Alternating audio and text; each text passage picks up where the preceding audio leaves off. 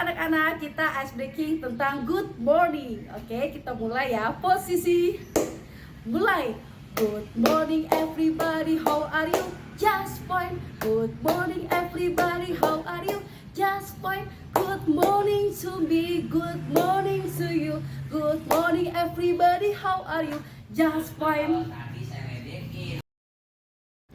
Pembelajaran kelima di halaman 36 di bukumu. Nah, ini ada sebuah gambar. Di sini ada perahu dan balon. Nah, di percakapan tersebut balon bertanya, "Perahu, bagaimana cara kamu berlayar?" Nah, perahu menjawab, "Dengan bantuan angin balon." Nah, balon bertanya, "Angin? Apa itu angin?" Nah, perahu menjawab, "Angin itu udara yang bergerak. Kalau kamu, mengapa bisa menggelembung?"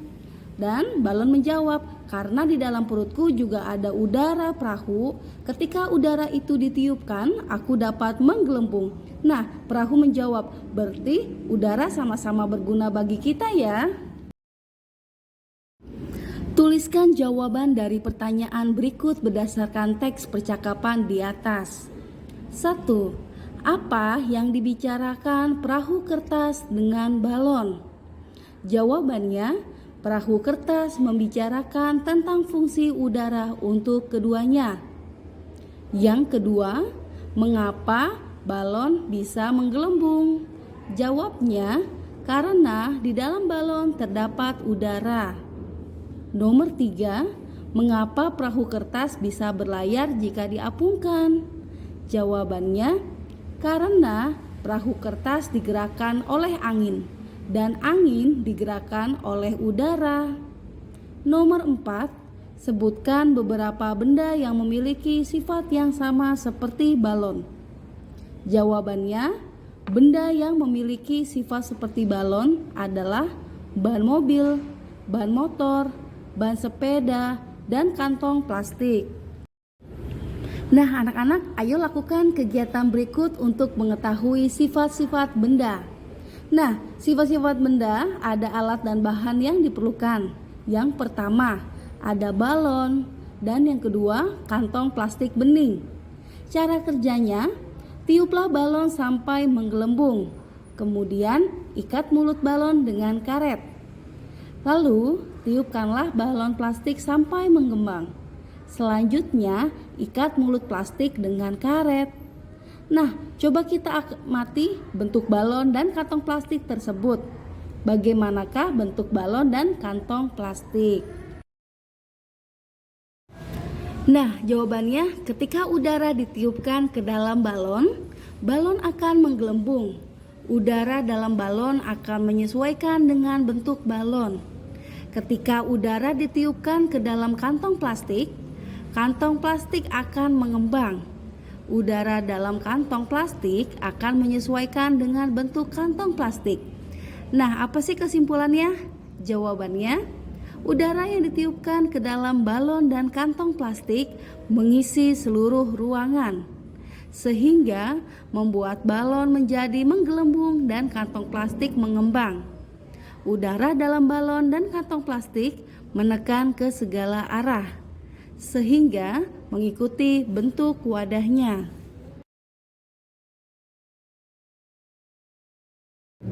Ayo membaca di halaman 39 di bukumu. Dengarkan gurumu membaca teks berikut. Meniup balon. Balon terbuat dari bahan karet. Karet bersifat lentur dan elastis. Saat kita meniup balon, udara masuk ke dalam balon. Balon yang kita tiup akan menggelembung. Udara akan menekan balon ke segala arah. Udara dalam balon akan menyesuaikan dengan bentuk balon. Begitu juga dengan kantong plastik. Artinya, bentuk udara mengikuti bentuk wadahnya. Ayo menulis di halaman 40 di bukumu. Setelah mendengarkan isi teks yang dibacakan oleh ibu tadi, jawablah pertanyaan berikut. Nomor 1. Bagaimana bentuk udara ketika ditiupkan ke balon? Jawabannya, Bentuk udara ketika ditiupkan ke balon adalah menggelembung. Nomor 2, bagaimana bentuk udara ketika ditiupkan ke kantong plastik? Jawabannya, bentuk udara ketika ditiupkan ke kantong plastik adalah menyesuaikan dengan bentuk plastik. Nomor 4, bagaimana menurutmu sifat udara? Nah, jawabannya, sifat udara itu dikenali diantaranya udara menepati ruang, udara mempunyai berat, dan udara memiliki tekanan, dan udara mengalir dari tekanan tinggi ke tekanan rendah. Ayo mengamati di halaman 41 di bukumu. Amatilah gambar berikut. Nah, kira-kira teman-teman Beni dan Nia sedang apa ya? Nah, apa yang dilakukan Beni dan kawan-kawan? Berikut jawabannya. Bermain kepala, pundak, lutut, dan kaki. Pernahkah kamu melakukan permainan tersebut? Pasti pernah ya. Yuk lakukan permainan kepala, pundak, lutut, kaki bersama teman-temanmu.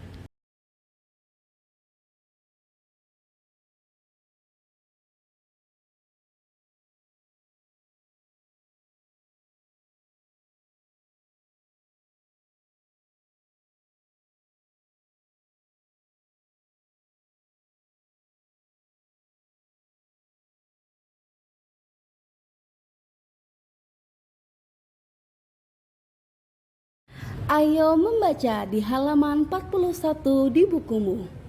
Bermain ada aturannya. Setiap aturan permainan harus dipatuhi. Ketika bermain tidak boleh curang ya. Aturan tidak hanya ada dalam permainan saja. Di rumahku juga ada beberapa aturan. Teman-teman mau tahu? Di bawah ini adalah beberapa aturan di rumah Beni. Bacalah dengan lafal dan intonasi yang tepat. Aturan di rumahku. 1. Bangun pagi pukul 05.00 atau jam 5 pagi. 2. Setelah bangun merapikan tempat tidur. 3. Selalu minta izin bila bepergian. 4. Dalam bermain tidak boleh lupa waktu. 5. Setelah makan membersihkan meja dan mencuci piring. 6. Sore hari membantu pekerjaan orang tua. 7. Pukul 19.00 atau jam 7 malam saya belajar dengan rajin.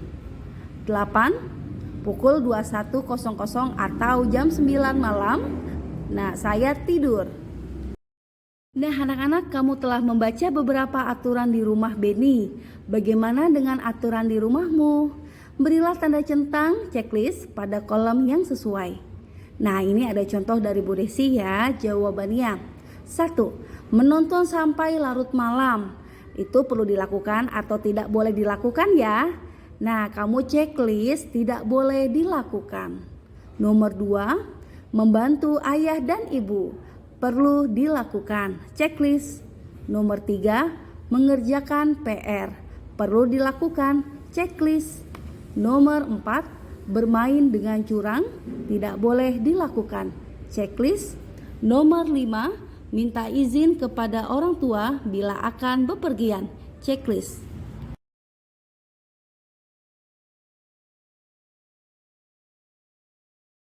Ayo menulis di halaman 43 di bukumu. Nah, anak-anak, silakan berdiskusilah dengan ayah atau ibu yang sedang mendampingimu belajar saat ini tentang aturan di rumahmu. Tuliskan aturan tersebut pada kolom berikut ya. Nah, ini ada contoh dari Bu Desi. Nah, berdiskusilah dengan ayah atau ibumu yang sedang mendampingimu belajar saat ini tentang aturan di rumahmu. Nah, ini contoh jawabannya ya. Yang pertama, membuang sampah harus pada tempatnya. Yang kedua, tidak boleh minum es, nanti bisa pilek ya. Yang ketiga, harus tidur siang. Yang keempat, tidak boleh jajan sembarangan. Dan kelima, membersihkan tempat tidur.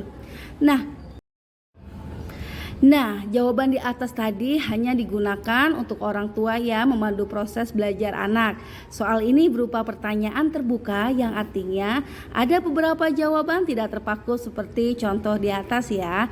Jadi Bu Desi memberikan contoh jawabannya. Oke, silakan dilanjutkan. Kegiatan bersama orang tua halaman 43 di bukumu. Orang tua dan siswa berdiskusi tentang aturan di rumah dan mengajak siswa untuk membiasakan mematuhi aturan. Nah, anak-anak, pembelajaran telah selesai. Sebelum kita mengakhiri pelajaran ini, kita refleksi diri untuk ice breaking terlebih dahulu ya. Yuk kita sama-sama. Oke anak-anak, kita sebelumnya melakukan ice breaking terlebih dahulu ya. Oke, ikuti Bu Desi. Ini namanya jari apa? Ini namanya jari telunjuk. Apa kata jari telunjuk? Sayang kalau belajar jangan ngantuk. Ini namanya jari jempol. Ini namanya jari jempol. Apa kata jari jempol? Sayang kalau belajar jangan ngobrol. Ini namanya jari tengah. Ini namanya jari tengah. Apa kata jari tengah? Sayang kalau belajar jangan lengah. Ini namanya jari manis. Ini namanya jari manis. Apa kata jari manis? Sayang kalau belajar jangan nangis. Ini namanya jari kelingking. Ini namanya jari kelingking. Apa kata jari kelingking? Sayang kalau belajar jangan keliling. Oke, anak-anak di sini kalau belajar seperti 5 jari tersebut tidak? Oke, ya pastinya tidak ya. Pokoknya tidak boleh ngobrol, terus lengah, terus ngantuk, keliling dan nangis. Oke, tidak ya di kelas 2 mah. Oke, tetap semangat anak-anakku. Baik anak-anak, pembelajaran telah selesai. Nah, Bu Desi buatkan animasi wajah sebelum belajar dengan Bu Desi. Wajahnya murung karena belum mengerti. Dan ini animasi wajah setelah belajar dengan Bu Desi. Wajahnya ceria karena sudah mengerti. Baik anak-anak, terima kasih. Tetap dukung terus ya channel YouTube-nya Desi Sisi dengan Ibu Guru Desi Dwi Sugianti SPD, Guru SDN Kayu Dingin Jaya 7, Kota Bekasi. Baik anak-anak, terima kasih. Sampai jumpa. Thanks for watching my video. Jangan berhenti belajar dan tetap semangat ya. Jangan patah semangat. Oke, saya akhiri. Billahi taufik wal hidayah. Wassalamualaikum warahmatullahi wabarakatuh. See you next time. Jangan lupa saksikan video selanjutnya. Bye bye.